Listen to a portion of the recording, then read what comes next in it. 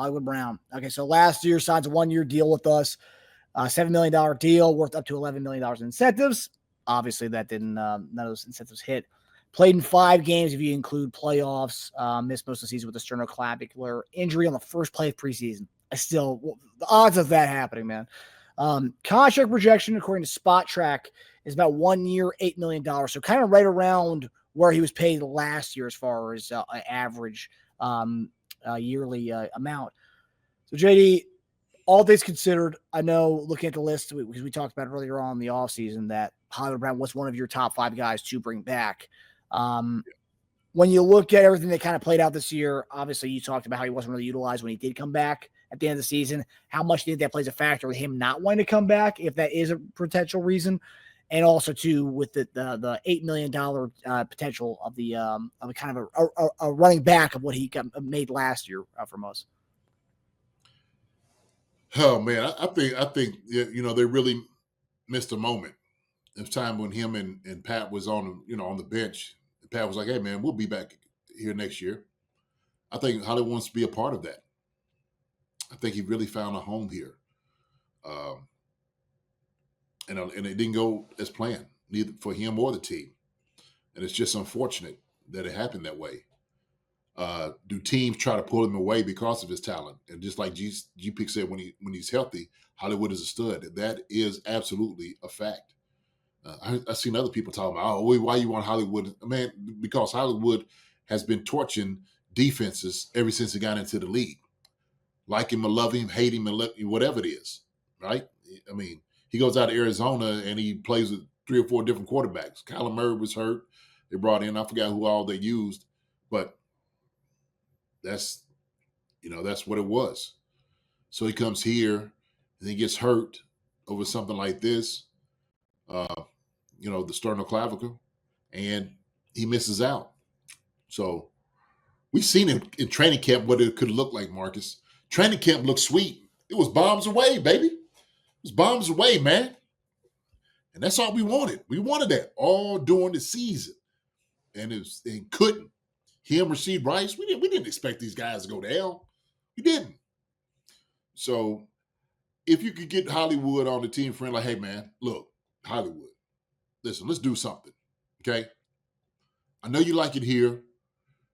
We like you being here. So let's make something happen, okay? Let's make something happen. So the thing that we talked on last week about the Bills having interest in him, and Josh Allen's been wanting to play with him, and Mahomes loves Hollywood is one of the main reasons why we ended up picking him up was because Mahomes kind of pushed the organization to go get him. And I'm looking at this whole Buffalo Bills thing. I think someone commented on our channel the other day, and they kind of brought up a good point. Bills could have had Hollywood Brown. I remember we were talking about who should we get, right? And you were like, oh, let's go get Curtis Samuel. Hollywood Brown's injuries. I think Curtis Samuel could fit our scheme. He does a lot of different things, which he does. But they signed him to a 3-year, $24 million deal, Curtis Samuel. And that was with Hollywood still on the board there. So they could have had Hollywood at a bargain. Instead, they don't go Hollywood. They end up picking up Curtis Samuel for a more lucrative a deal. So it's a good point. It's like, why would Buffalo go after him now when they could have had him last year for kind of pennies on a dollar? Instead, they went for Curtis Samuel for a longer term deal and worth more money on an annual basis. So, I mean, that is a good point, right? Buffalo had a chance to get him last year, but he ended up going to Kansas City on a cheaper deal than what they paid for Curtis Samuel. Probably just weighing pros and cons. And I think a lot of it had to do with his injury history. I think that's what they were concerned about more so than anything else. And so Curtis Samuel, who was a guy that was a little bit more reliable, who had been playing down there in Washington, they're like, hey, man, let him get out here to be the guy. He's got a very, particular skill set that we could utilize, right? So he kind of fit the mold of what they were kind of looking for. And they didn't quite use him as much as they did. So maybe Hollywood is a guy they like, hey, yeah, Hollywood, you know what? We've seen that you actually kind of, your legs didn't bother you. You looked like you was healthier. You just had a freak accident, for the injury. So maybe they may want to take that chance now, Marcus. But I think it had a lot to do with it. That's probably why. They didn't know how he was gonna make it through a year. So Do you think their projection for him is pretty spot on, kind of similar to what it was last year? What, 1 year, $8 million? I don't know, man. I think Hollywood's going to be. He's going to want at least 9 to 10. Interesting. Yeah. Yep. Yeah, Yes, sir. Just says Buffalo doesn't want Hollywood as much as they don't want him to re-sign in Kansas City. Hmm. I mean, it is definitely a need for them. They didn't really have a home run hitter threat on that team. Yeah, I think they could care less who we sign, and they seen that we didn't really utilize him toward the end. They like, shoot, we'll take it, we'll use it. They like, man, we need somebody, please. Keon Coleman's young. It's going to take him a couple years to get his feet wet to where he is. Khalil Shakur is who he is. Plays that guy. We need another speedster. Amari Cooper wasn't going to be able to do enough for him. Quiet Storm up there just wasn't going. It is what it is. And then of course Curtis Samuels kind of, showed a little bit, kind of getting open. But I think he kind of underwhelmed them as well. It's one of those things, the Hollywood Brown thing. I know, like, kind of going back to what you said about the Rashee Rice. If we had for the Super Bowl, we would have won. If you had a left tackle that could allow Mahomes to do what we want to do, right, then you get Hollywood Brown more involved. So it all kind of goes back to the same old issue, that left tackle spot. Doesn't matter who you have out there. They can't get the ball to him. You can't get the ball to him if you're getting pressured all day long. So that's another thing. If you do bring back Hollywood, you definitely need to make sure that left tackle spot is figured out so you can unleash to guys like Hollywood, Worthy, and Rashee Rice. Yeah. Rashee Rice brings back your quick game, your RPOs and stuff like that. Hollywood and Xavier Worthy are the ones that stretches the defense, right? Once you get them pick your part, that's what you want. Yeah. That's what you're envisioning. So it all comes back to left tackle spot. So Veach, figure that out, please. Mm-hmm. All right, so DeAndre Hopkins, a guy that if you've been watching the show for the last couple of years, you know that JD and I are big DeAndre Hopkins fans. We were even bigger fans 2 years ago, looking at our DeAndre Hopkins weekly update series. That was fantastic. But 2023, around that time when JD and I were trying to get DeAndre Hopkins to come to Kansas City, DeAndre signs a 2-year, $26 million deal with the Tennessee Titans. And then this past year, they trade him to the Chiefs. He appeared in 13 games with Kansas City. So there's those numbers with the Chiefs, regular season and postseason. 44 catches, 466 yards, 5 touchdowns. This surprised me a little bit, but the current contract projection, according to Spot Track for him, is about a 1 year, $15 million deal for DeAndre Hopkins. They anticipate him getting around $15 million a year, which is kind of surprising to me because 2 years ago, he was 2 years younger and he was getting 13 mil. Now he's 2 years older and we're talking more money than that. So that's kind of interesting. But JD, what do you make? What's that? I said money's going up. So if you get more money in the kitty to use, guys want a piece of that. So, all the stocks are going to go up. All the receiver stock and everybody's going to go up. I mean, we're talking about Jamar Chase is going to make $40 million.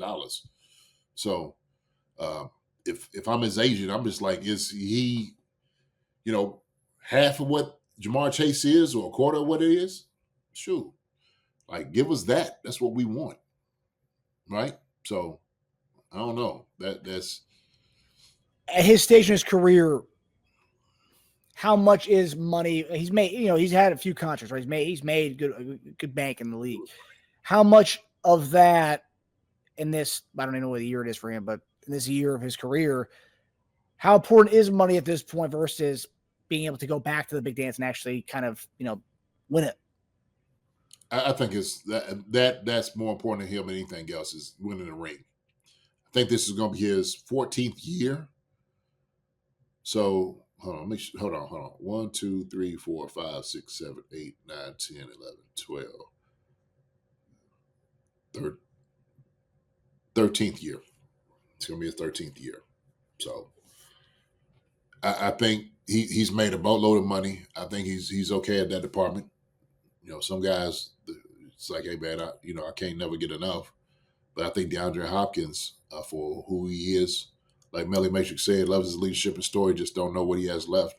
I think he brings still a lot of value to young receivers. He helped guys out.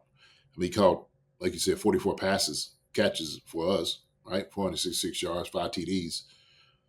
And we kind of went away from him. He kind of disappeared on us, a few games. It's like, hey, man, how come we ain't throwing to Hoptown? So, we always say he has the best hands in the business. I'll take his hands with anybody. So. And he's another guy, like I know we talked about DJ Humphries getting a full offseason with us and whatnot. This guy was playing on hurt knees. I forgot what the severity of it. I think he was playing on a partially torn MCL this whole year. I remember when it was with the Titans, that was kind of he was playing with a knee injury. Give him another guy. Give him a full offseason. Give him a full offseason playing, going to OTAs, going to training camp, going to mini camp, going to Texas with Patrick Mahomes and those young guys.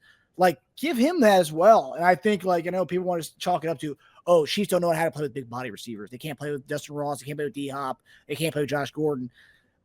And I think with D-Hop, yes, I would normally agree with that sentiment, but D-Hop was getting numbers as soon as he came in to Kansas City this year. Yeah, it waned towards the end of the season, but even when the limited snap counts, he was still getting 4 to 5 catches a game with Mahomes.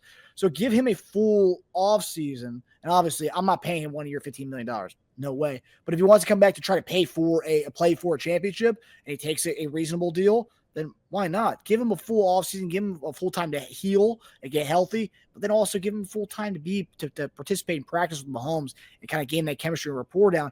And I think you could have something here as having him be a number 4 in the offense and being able to mentor the young bucks like he did with Xavier Worthy this year. Well, I mean, obviously, when you get older, your value diminishes. And here's the thing, Marcus. So we have him this offseason. Let's say he, lets the injury heal.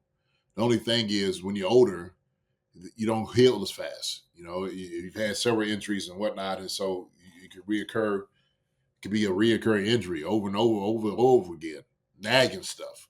For somebody who's played in the league, I've seen 12 years of it, of just dealing with it, man, and it weighs on you. Them little injuries add up, and so. Does that mean his knee's going to come back better than before? I don't think so. Same thing with Juju, right? Juju he just doesn't have the speed anymore. Injuries after a while, man, just accumulates, and it does its due on you. Okay, that's how this whole monster works. Age and experience and years and games, whatnot. You see guys becoming, shells of their former selves. So, but I don't know, man. Like I said, man, look, it's D-Hop. I ain't got nothing bad to say against D-Hop at all. No, we love D-Hop here. Yeah, for sure. So we'll see. If we can't work something out, man, they'll all right, okay, but we can't. But I think he wants, and he knows that his best chance and opportunity is getting back to the dance, and that's with Kansas City with the Chiefs, no doubt. Yeah, and a guy like that who has a really storied career, right? It was Houston, and then Tennessee, and then Kansas City. I don't think he wants to go to a 4th place, right? I can't imagine wanting to go to a 4th place. I mean, unless he really does want to chase for that ring and go elsewhere, but you're just in the place that took you to the dance. Go back. Don't break the bank, right? Be that mentor.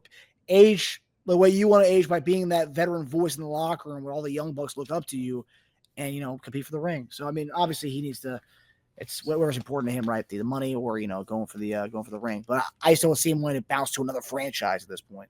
So the question is, do you keep both him and Hollywood? I don't think you can keep both of them. You could if one of them takes a discount. If one of them takes a discount. Yeah, right. Who's they both looking at each other like, who's gonna take that discount? Come on, man. Hollywood say, come on, man. I haven't earned my second contract yet. Come on, you've already gotten those. DeAndre gonna like put his nose up like. Or Veach gives them both the hey, we'll do 1 year, $7 million deals with incentives up to $15 million, and then Andy Reid's got them on a 60% snap count, so they don't actually never reach the incentives. Adam Brown, he makes a argument for us. I could give you 2 simple reasons why D-Hop could be worth 1 year, $15 million. One side, pass turnover stopped. The young receivers' production increased. Sure, yeah. Was the reason his turnover stopped, was that particular to D-Hop? Or was it Pat just being a little bit more better in managing, not taking chances, throwing the football certain ways, right? I mean, D-Hop made some tremendous catches. There were some things that D-Hop, man, made some hell of some catches. When he first got here, he made some like, daggone, like that's what we was looking for. And so I'm sure that knee kind of nagged him a little bit. So that's the question. Like you said, somebody gonna have to take a discount. You're gonna have to try to find the money, man. But I know they ain't true. Yeah. It'll be interesting to see what happens as far as between Hollywood and Hopkins. I would love to have both back, but obviously, realistically, probably only one of them's going to come back. Yeah, I don't think you do both. Hi, everybody. Thanks for watching. Subscribe here to get the latest from the show. Also, be sure to check out the best clips from Chief Concerns. And if you prefer to listen to the show, subscribe and follow us on Apple Podcasts, Spotify, and anywhere else you get your podcasts.